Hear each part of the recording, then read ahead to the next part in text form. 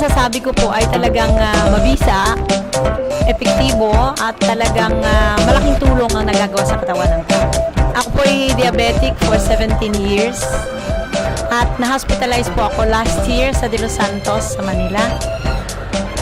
Ipinasok po ako ng 33 ang sugar, pero sad to say, nang ako'y lumabas, 2 months na ako sa labas, nagte-34 pa ang sugar ko. Although ako ay naka-human insulin na.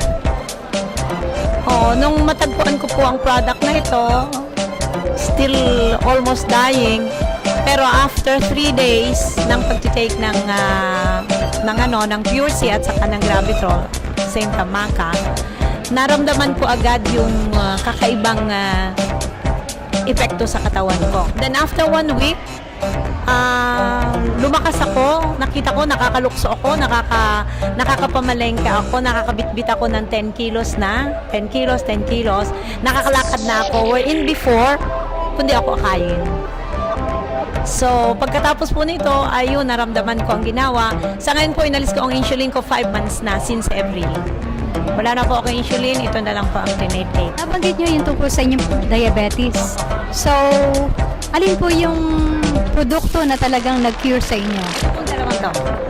Yung vitamins. Vitamin C, kasi po yung vitamin C panglinis ng dugo yun. Ito namang Gravitrol, anti-cancer to. Kaya ito po yung napakalaking epekto talaga na ibinigay sa aking katawan. Sabi po ng aking mga kasamahan ay talagang yung second life ko to.